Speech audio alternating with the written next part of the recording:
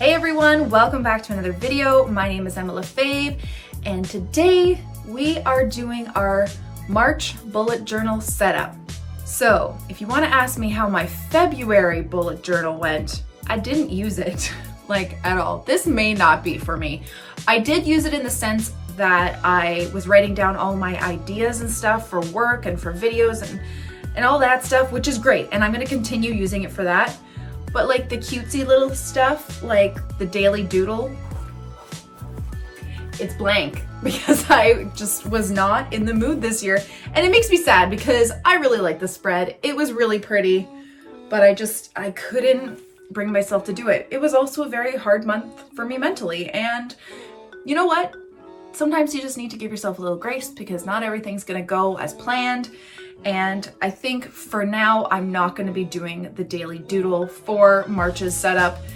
It's just something that I didn't value enough to do with the time that I had, if that makes sense.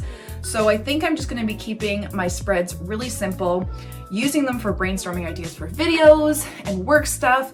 And I also have some other fun business things that are in the works, so I might have a little special area for that. But besides that, February did not go very well, but I have higher hopes for March that it may be a better month. But we'll just have to see. So let's jump right into the March bullet journal setup.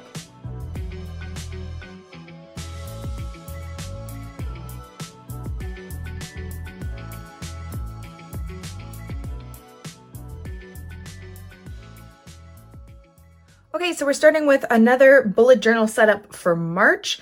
And I'm using my Etchr and Olive journal. This is the bigger one.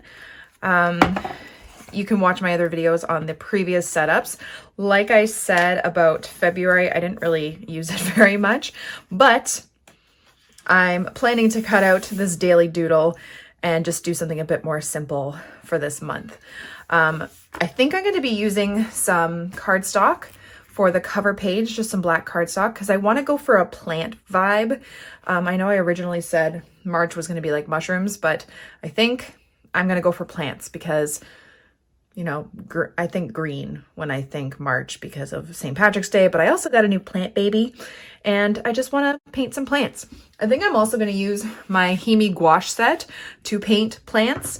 And I know you can paint on this paper, but I really don't want it to warp too much. So I'm going to do it on this piece of cardstock just to prevent the paper from warping, and we'll just kind of see where we go from there.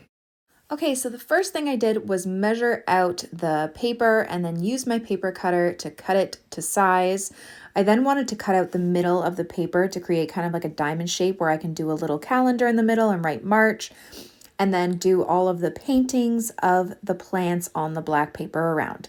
So there's kind of the layout. I got out my Hemi gouache set, and I also decided to put a paper underneath that black paper just so I didn't get it all over my desk, because that's something I would do definitely. And I'm using my Princeton Select brushes for this because I just like to use them for gouache. I don't like to use my good watercolor brushes for gouache. I just try and keep them separate if I can. And then I decided to mix all the greens I was going to use. I decided to keep them vibrant and, you know, just as bright as I could. I needed a little pick-me-up, and I just wanted to have a really fun, colorful, bright green planty page. So I just started off with some big leaf shapes. What kind of plant? I don't know. We're just going to do a bunch of different types of plants. So the trick that I have kind of discovered to painting gouache plants is they will look the most vibrant and kind of pop out at you the more depth you give your paintings. So I like to start off with one flat color, so one kind of medium green, and then you'll see throughout this that I'm going to add some darker greens for shadows and then some lighter greens for some highlights, and then even some white at the end just to make it pop even more. And I find the more detail you add to it, even if your shapes aren't all that great, the more detail you add to your leaves, the more they'll pop out and the more appealing they will look. So I just tried to do a bunch of different types of leaves, keep it simple, but again, using that detail to make them really kind of pop off the page, which you will see.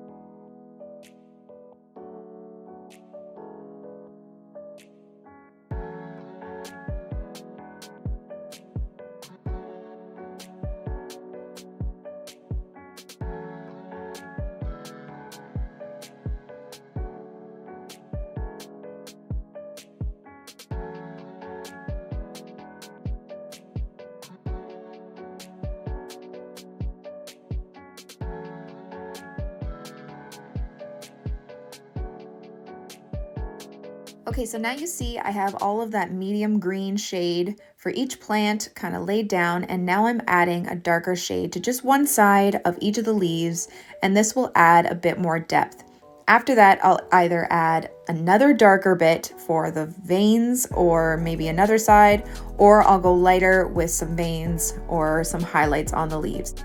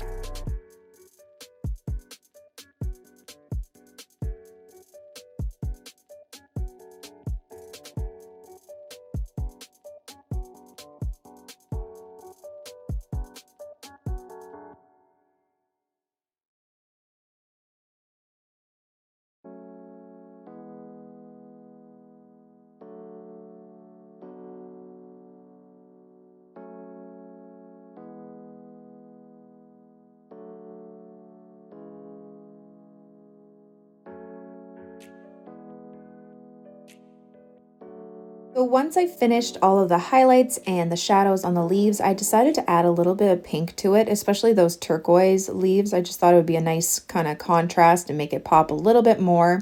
And then I also added a little bit of pink florals to the piece because, again, I just wanted it to be nice and bright and vibrant, and I thought it really added something.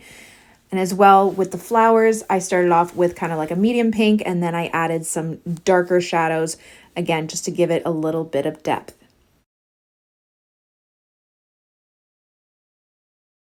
And for the last bit of this piece, I decided to add some smaller, tiny little leaves, like little foliage, just to fill in some of those gaps and also add some contrast in size, as well as adding some highlights to those little leaves just to make them stand out as well.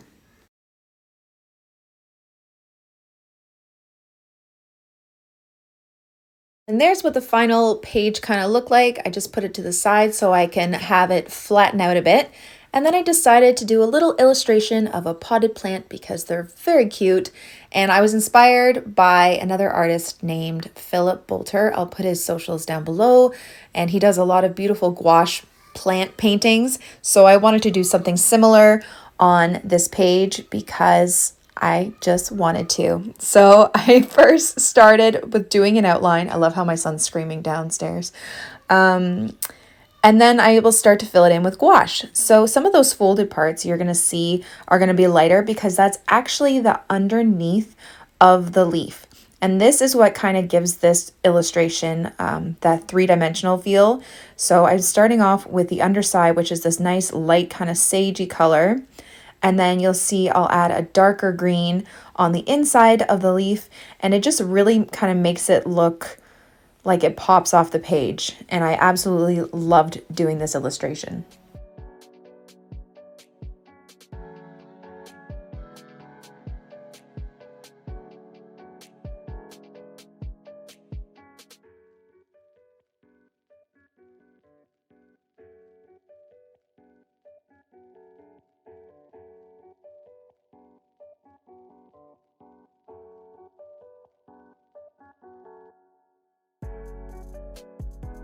I then added some white highlights on the bottom of those leaves, and then I will go back in and add some even darker shadows on the inside of the leaves.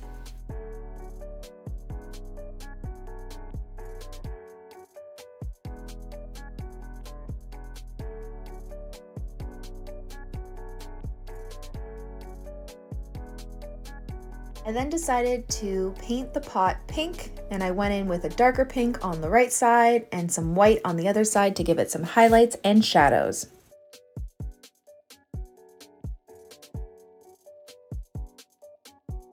So I decided underneath I wanted to write something. I decided to write keep on growing because I want to try and keep on growing my business, and I have a new plant that I want to keep growing and hopefully not kill because I tend to do that to plants. And then lastly, I went in with my Etchr and Olive paint pens, just with a yellow kind of mustardy color to do the veins for detail, and I really love the way that kind of added a little something to the plant. So once those were done, I decided to move on to my ideas spread, and I had some leftover gouache, so I decided to paint a big monstra, is it called the monstra? Leaf in the top corner of this page, and then I decided to do kind of like a palm on the other, just using that leftover gouache, again adding those highlights and shadows to make them pop off the page.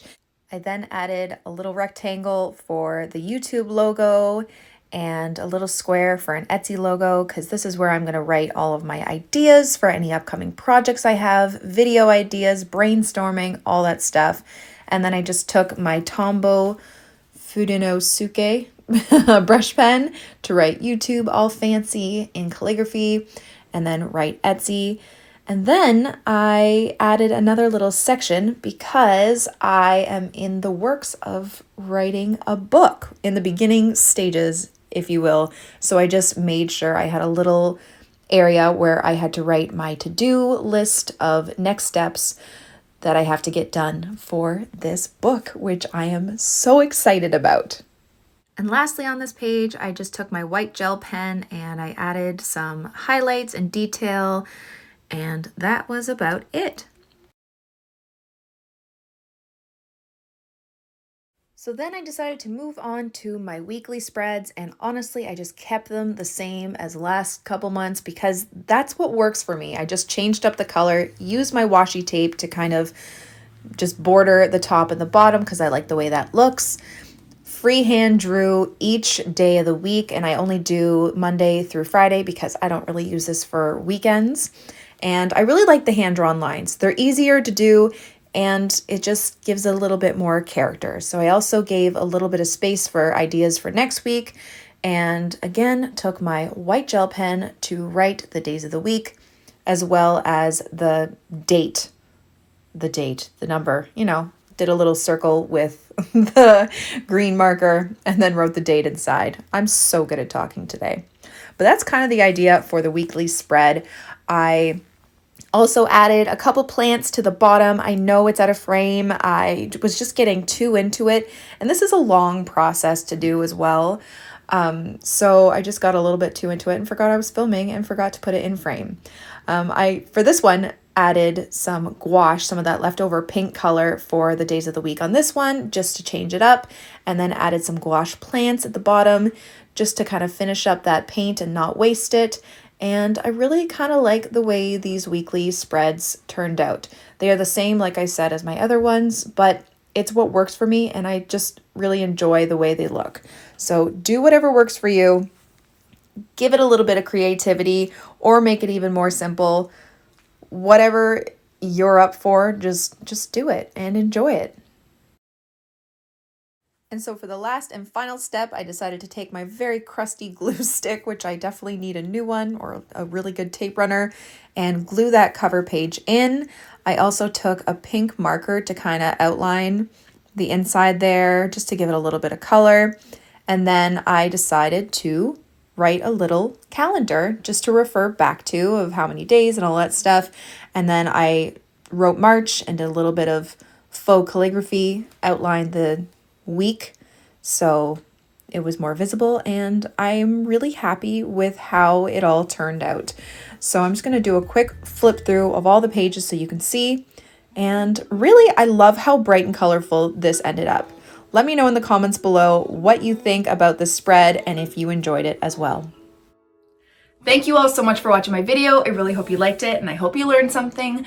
Don't forget to subscribe to this channel and follow me on Instagram for even more. Have a great day, guys. Bye.